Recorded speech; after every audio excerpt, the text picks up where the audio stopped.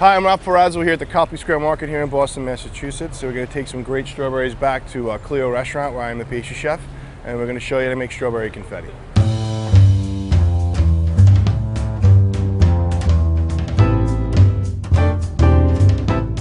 How do you guys harvest the strawberries? Basically, we just pick them off the vine. It's nothing like special. We don't have a machine or anything. It's done by humans. It's done by hand? So, yeah. Awesome. What do you think? It's juicy and sweet. Very delicious. I'm going to grab a couple pints for the restaurant.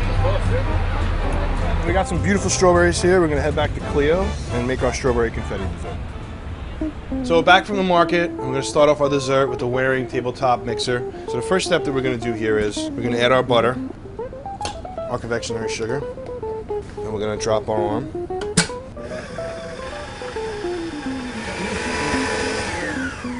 I didn't have to use a rubber spatula to scrape down my product. The Waring mixer does it all itself. It's actually a perfect, even circle and aeration of cream and sugar.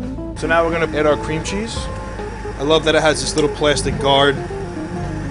So none of the product, again, doesn't get on the chef. The shape of the bowl helps you feed it properly. And as you can see, with each piece of cream cheese, it binds up right away with the butter and sugar. And here we have a fresh vanilla bean. Just slice it down the side. And then we raise our speed.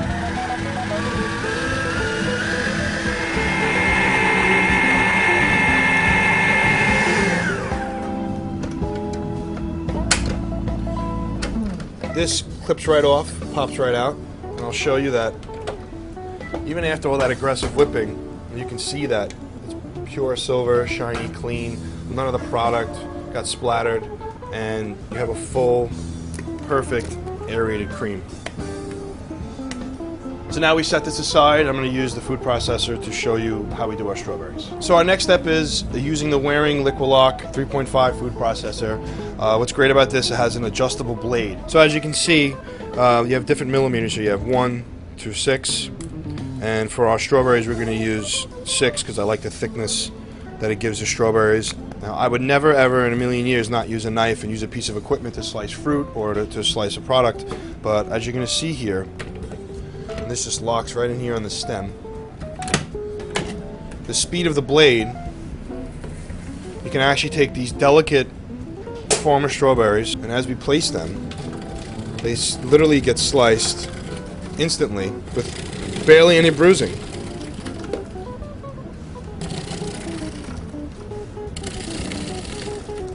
And now we will take the cream that we made earlier, a little hotel pan lined with plastic wrap, our sliced strawberries, and we're simply going to put these strawberries right over the top of our cream. And then we fold our cream. And from here we're going to place our base simply in our pan and place in the freezer for later use. Again, back to our Waring mixer. This is a simple recipe for my strawberry cracker. It's basically some tapioca starch, sugar, and again, to feature the plastic top here, we can turn our mixer on. And the tapioca starch doesn't get everywhere, all over yourself, the table. Take our strawberry puree, add it slowly. And as you can see, the starch is starting to bind with our fruit.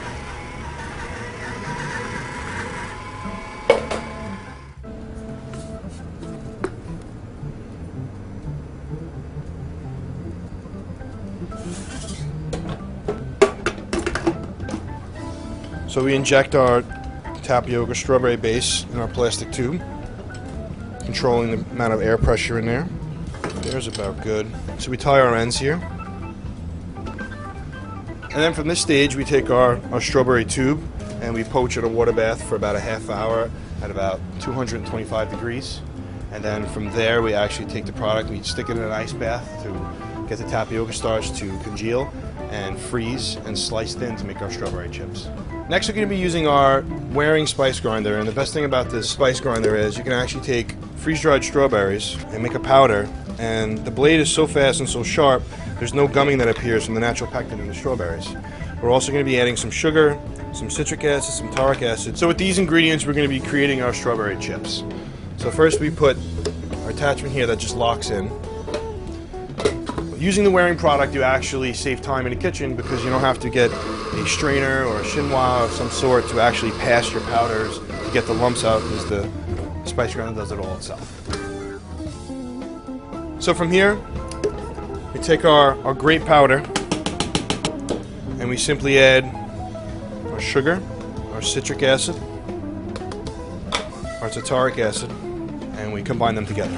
And this is going to be our coating for our strawberry chips that we're going to fry later in our wearing fryer. So for our basil cream, we have a little bit of blanched basil. We bring water up to a boil, we blanch our basil, we shock it in some ice water, we squeeze out a little bit of the water, leaving some moisture to make a puree with our wearing food processor, a little bit of glucose, some mold-on sea salt, and heavy cream. Another great feature about this is you have a pulse option. And this pulse option actually helps you control the speed of the blade, and you can actually take something as thick as glucose, which is always fun to get out of a bowl. So we add our glucose, a little mold-on sea salt, a tiny bit of cream,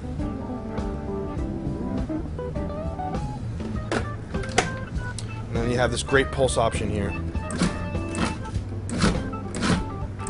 Rest of our cream. So I would never ever put fresh herbs in a food processor, but in this case I use the wearing food processor because it's sealed all the way around, so when I add my cream I don't have to worry about leakage, and the blade is so sharp and fast, there's not a lot of bruising on the herb where oxidation appears. So at this stage we take our food processor out. Another great feature about this food processor is that the blade is actually locked in, so you can scrape all your oils and cream and pulsed Thai basil. Just huge strong flavor right now from these herbs. So from earlier, this is our strawberry confetti that we molded in a hotel pan here, and I've actually took the time to inject it in a tube also to have two options. Just like before, this just locks right in. Turn it on, and you can actually take either your blocks or your tube, whatever you would like. Personally, I like doing it in big blocks. And we just simply add this to the top.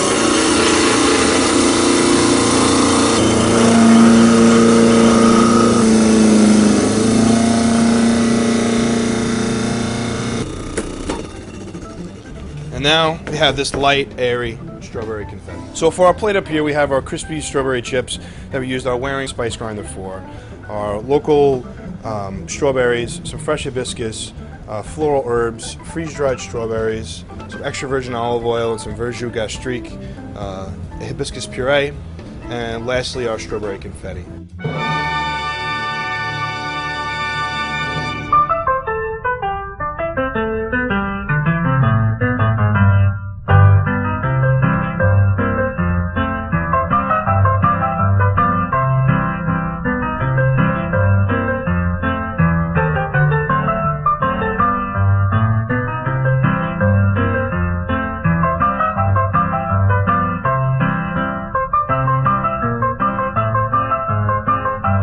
And we're finishing the dessert off with malted kola nut sorbet.